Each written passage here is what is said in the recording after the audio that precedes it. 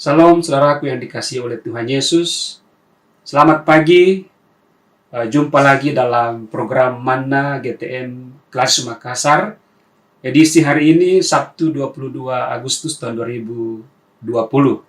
Saya Pendeta Abialtar Papalan akan bersama-sama dengan saudara-saudara sekalian untuk merenungkan firman Tuhan.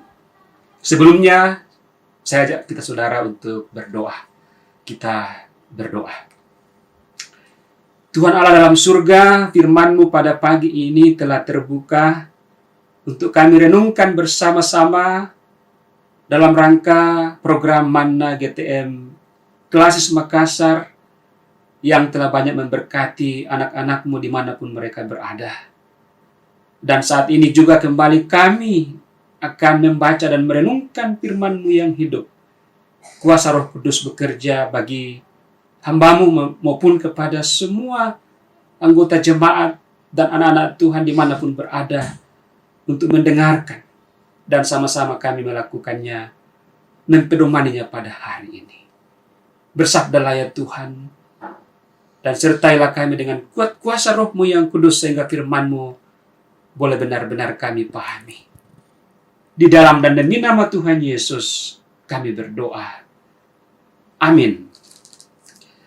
Nah, saudaraku yang dikasihi oleh Tuhan Yesus, tim Manna GTM Klasis Makassar atau tim kreatif Manna GTM Klasis Makassar ataupun Badan Pekerja Majelis Klasis Makassar GTM telah menentukan nats firman Tuhan yang kita akan renungkan pada pagi hari ini, yakni dari Kisah Rasul pasal 2 ayat 42 sampai 47 dengan judul cara hidup jemaat yang pertama, ayat 42 sampai 47. Kita baca atau ikuti bacaan firman Tuhan ini. Mereka bertekun dalam pengajaran rasul-rasul dan dalam persekutuan, dan mereka selalu berkumpul untuk memecahkan roti dan berdoa. Maka ketakutanlah mereka semua, sedang rasul-rasul itu mengadakan banyak mujizat dan tanda.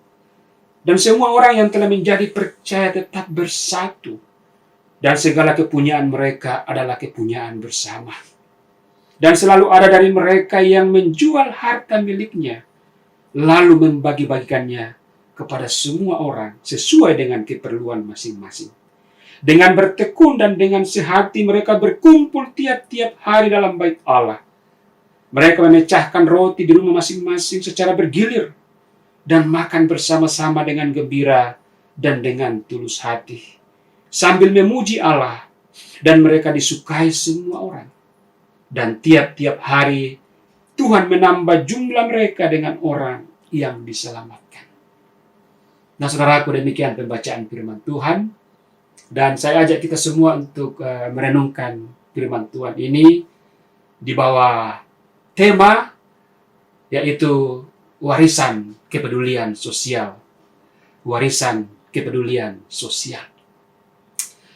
Saudaraku, dalam cerita kepedulian sosial, atau katakanlah sejarah kepedulian sosial, kita semua tentu pernah membaca riwayat dari seorang bunda, ya, Bunda Teresia namanya, dari Kolkata, India, yang sangat giat dalam melayani orang-orang miskin, anak-anak terlantar, bahkan kasta terendah di negara India pada zamannya.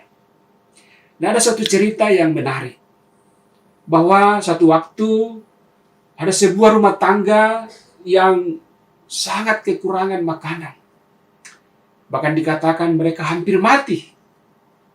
Dan kemudian Bunda Teresia mendengarkan itu. Dan dia tanpa pikir panjang, tanpa mengadakan rapat dengan timnya, dia kemudian mengambil beras persediaan mereka, lalu mereka bergegas menuju ke rumah tangga itu dan langsung memberikan beras itu kepada ibu rumah tangga. Dan suami dan anak-anak seisi rumah tangga itu sangat bersuka cita, saudara. Tetapi apa yang terjadi kemudian, sang ibu rumah tangga dari keluar ke rumah tangga ini, ketika menerima beras dari ibu atau Bunda Teresia, bukannya langsung memasak ataupun berbincang-bincang sejenak dengan Bunda Teresa, tetapi ibu ini langsung mengambil sebagian beras itu dan dia kabur. Bunda Teresa kaget, gimana ibu ini? Dia tanya kepada kepala rumah tangga, gimana ibu rumah tangga? Tidak tahu juga. Ibu Teresa menunggu lama, beberapa lama, dan kemudian muncullah sang ibu rumah tangga ini. Dan Bunda Teresa bertanya, ibu, gimana ibu tadi? Dan ibu ini menjawab dengan singkat, tetapi padat maknanya. Bunda, tetangga kami juga kelaparan. Tetangga kami juga, Bunda, butuh beras.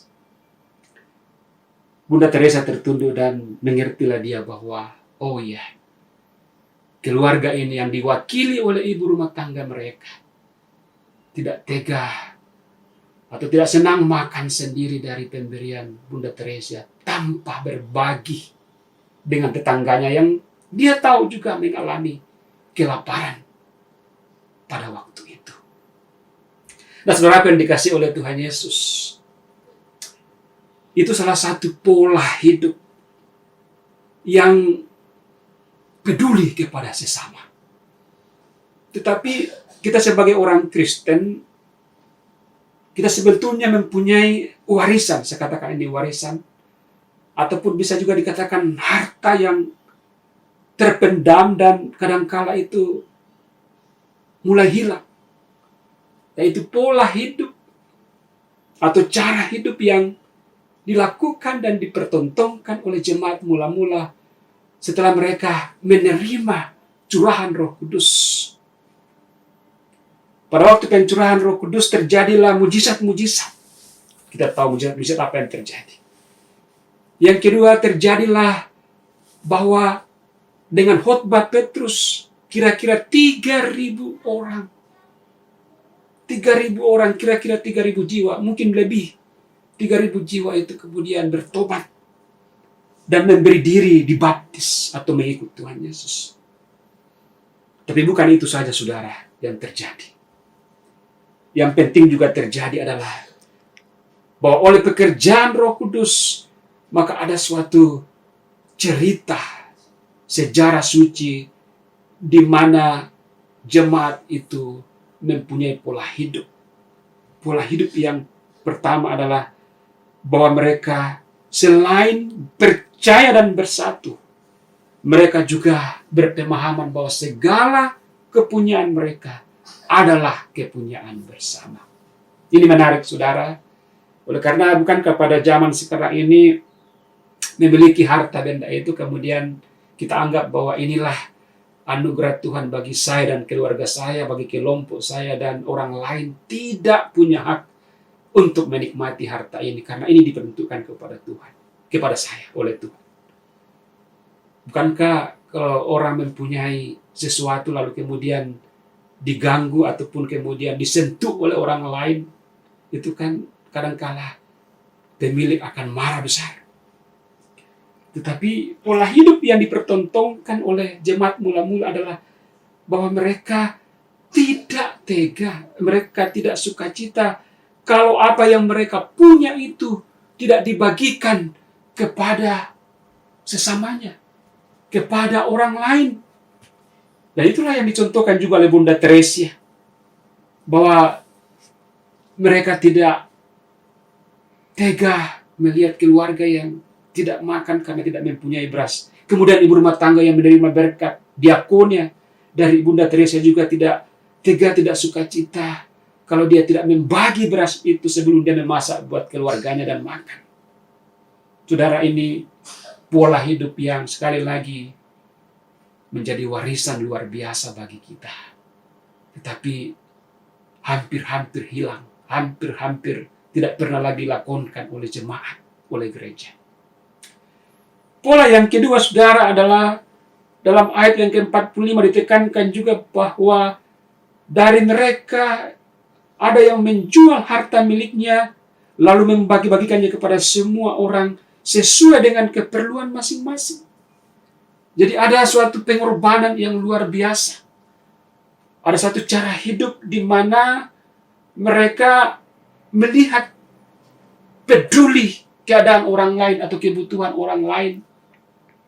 Menarik saudara bahwa di sini dikatakan bahwa mereka membagi-bagikannya kepada semua orang sesuai dengan keperluan masing-masing. Jadi ini bukan kepada sesama keluarga saja, kepada sesama persekutuan saja, tetapi dibagikan kepada semua orang sesuai dengan keperluan masing-masing. Jadi berbagi dan peduli kepada orang lain, baik internal gereja kita maupun eksternal kita pada orang-orang lain, tanpa pandang latar belakang, tanpa pandang agama, adat istiadat, dan sebagainya. Saya kira saudara, hal ini juga sangat kontekstual di tengah-tengah pandemi COVID-19. Bahwa bukankah banyak orang yang kemudian berkekurangan, banyak orang yang di PHK, banyak orang yang kehilangan pekerjaan, banyak orang yang tidak mempunyai makanan. Dan saya mau mengatakan bahwa tidak ada yang kebetulan terjadi. Di COVID-19 atau pandemi COVID-19 ini juga secara tidak langsung Tuhan mau mengingatkan kita. Saya tidak katakan bahwa Tuhan merancangkan COVID-19 ya. Tetapi dalam COVID-19 ini, pandemi COVID-19 ini, rupanya kita diingatkan kembali bahwa kita harus berbagi dengan orang lain. Dengan semua orang, tanpa memandang latar belakang. Dan puji Tuhan, saudara-saudara, pola hidup jemaat mula-mula ini makin banyak dilakukan di konteks pandemi COVID-19. Ini bukankah banyak orang yang kemudian membuat lumbung diakonia? Ada gereja yang memperbanyak jumlah diakonia, baik itu uang maupun materi, untuk dibagi-bagikan kepada orang. Karena kita bersyukur bahwa dalam lingkup Christ Makassar ada banyak jemaat-jemaat yang kemudian mengambil kasnya, kas gerejanya, untuk dipakai sebagai dana diakonia, baik kepada bencana COVID-19 maupun kepada korban bencana yang lain. Saudara yang dikasihi oleh Tuhan Yesus, dengan pola hidup seperti itu, yang saya katakan tadi, kadang-kadang hampir hilang, warisan kepedulian sosial yang luar biasa. Kita percaya bahwa orang akan menyukai kita. Dikatakan dalam ayat 47, dan mereka disukai semua orang. Dan tiap-tiap hari Tuhan menambah jumlah mereka dengan orang yang diselamatkan. Tetapi ingat saudara, bukan kemudian kita bercita-cita bahwa dengan demikian kita akan disukai orang, artinya dipuji, diagung-agungkan. Tidak. Selalu kita akan berkata bahwa Tuhan Yesuslah yang akan dimuliakan. Dengan aksi sosial kita, dengan kepedulian sosial kita kepada para sesama kita, kepada semua orang yang membutuhkan, terutama karena dampak dari pandemi COVID-19. Saudara yang dikasihi oleh Tuhan Yesus, mari seperti Bunda Teresa. Mari seperti ibu yang dibantu oleh Bunda Teresa dalam cerita pendahuluan tadi. Mari seperti jemaat mula-mula.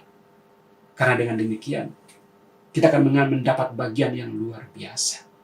Kita akan merasakan bahwa semakin banyak saudara-saudara kita, dan juga akan semakin banyak orang yang datang kepada Kristus dan mengaku bahwa Dia adalah Tuhan dan Juru Selamat. Oleh karena itu, saudaraku, selamat mewarisi kepedulian sosial dari gereja mula-mula yang dicatat dalam firman Tuhan ini. Amin. Mari kita berdoa sebelum melanjutkan aktivitas kita pada pagi hari ini. Kita berdoa. Ya Bapa di surga, terima kasih kami telah bersama-sama membaca dan merenungkan firman-Mu. Oleh karena itu, tetap kami mohon penerangan kuasa Roh-Mu yang kudus untuk mampu melakukan dan mempedomaninya. Hamba berdoa buat seluruh anak-anak Tuhan, jemaat-Mu, Engkau berkati dalam pekerjaan hari ini, apapun yang dikerjakan. Juga bagi tim kreatif Manna GTM Klasis Makassar yang dengan begitu berupaya untuk selalu menghadirkan program ini, Tuhan berkati.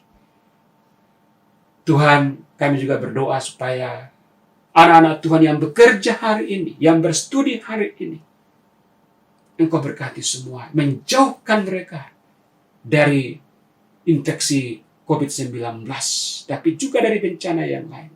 Dan terutama kami berdoa untuk mereka yang terdampak COVID-19 dan juga bencana-bencana yang lain. Tuhan kasihani melalui kami, melalui orang-orang yang telah mendengarkan firman-Mu pada pagi hari ini. Terpujilah nama-Mu di dalam dan demi nama Tuhan Yesus. Kami bersyukur dan menyerahkan hidup ini. Haleluya. Amin. Saudaraku, selamat pagi. Tuhan Yesus memberkati.